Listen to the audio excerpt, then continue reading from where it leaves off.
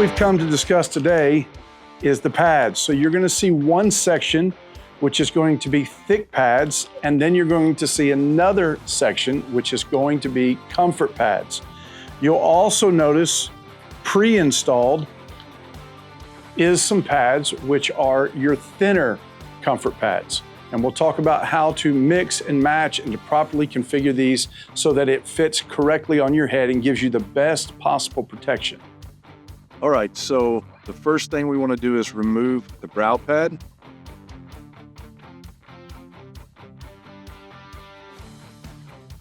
Move the interior pad. Replace with the thicker pad, making your first adjustment closer to the edge, then taking the thicker pad here, also inserting that, and then your thicker comfort pad, inserting that. So now we have here, here, and here to add more elevation, which causes the helmet to sit higher in the front of the helmet. If you put it on and you notice that it's still setting a little bit low, consider adjusting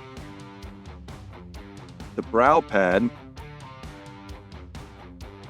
into a lower position so that it sits based off your head shape more on the forehead, which also can aid in lifting it up. You can always come in here and adjust all three pads so that you don't have any hot spots, and ultimately you're getting that horizontal plane with the rails to the ground. Next, if we find that the helmet is tilted downward on the nape of the neck or it's not sitting flat to the horizontal plane of the ground, what we want to do is come in here and remove the nape pad or back pad. You can notice it's signified by solid black. We can replace that with the thicker pad with the curved edge towards the center of the helmet.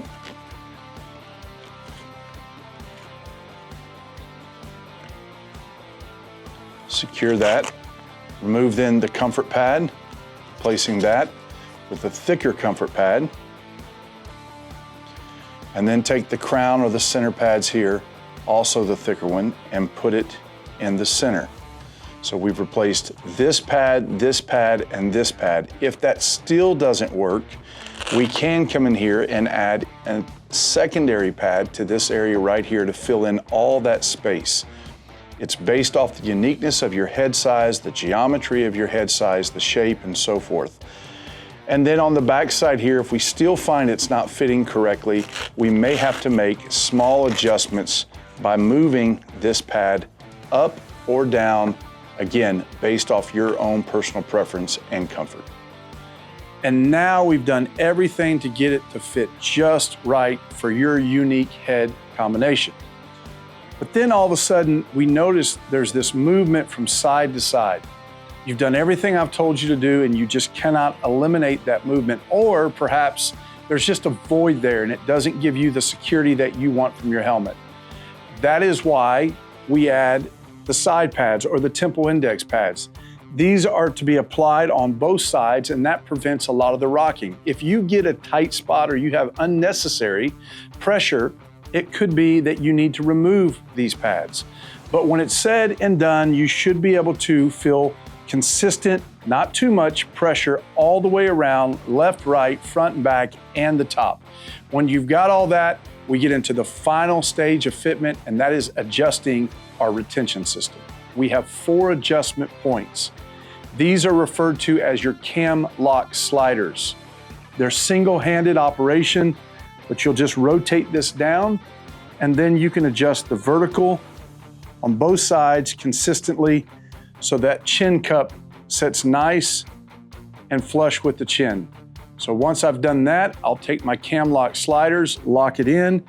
I then take my horizontal sliders on both sides, take out the slack, once again, lock it in, add just a little bit of pressure, take your BOA system on the back, rotate that until it's snug. At that point, I should have all of my adjustment points. My helmet should be sitting normal, and I shouldn't be dealing with hot spots or any uncomfortable nature of the helmet. That concludes how we properly fit a Team Wendy helmet.